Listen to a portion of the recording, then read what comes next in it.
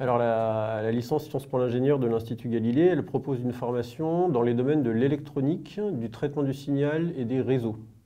Donc il s'agit d'une formation qui pourrait ressembler à un autre type de licence qui s'appelle la licence EEA, électronique, énergie électrique et automatique, mais à la différence près qu'ici on va très peu étudier l'électrotechnique et ce qu'on appelle les courants forts, mais plutôt les courants faibles. Il faut savoir que dans une installation électrique, on fait souvent la différence entre les courants forts qui vont véhiculer l'énergie et les courants faibles qui vont véhiculer l'information. Et donc notre formation, elle est vraiment centrée sur le transport d'informations avec l'électronique. Alors les sciences pour l'ingénieur, ça peut recouvrir un grand nombre de domaines. Et il faut savoir qu'en France, vous pouvez trouver un très grand nombre de formations qui s'appellent des licences sciences pour l'ingénieur. Et dans chaque licence, vous allez trouver des programmes différents. Nous, ici, à l'Université Sorbonne Paris-Nord, on offre une formation en sciences pour l'ingénieur qui est vraiment orientée vers les métiers de l'électronique, du traitement du signal et des réseaux. Et ce n'est pas forcément le cas dans toutes les licences. Alors cette formation, elle s'adresse vraiment aux bacheliers scientifiques.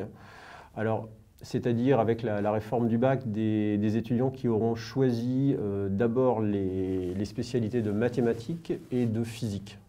La licence, c'est une formation qui a pour objectif une poursuite d'études. Une poursuite d'études en général après une L3 en master ou après une L2, toujours sur dossier comme en master, mais pour une école d'ingénieur.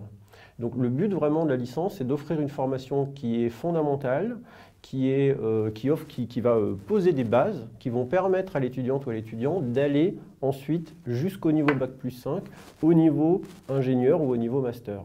Alors, je dirais que l'avantage principal de l'Institut Galilée, c'est que c'est un institut pluridisciplinaire scientifique dans lequel on va trouver d'une part des laboratoires de recherche et d'autres formations supérieures, notamment une école d'ingénieurs.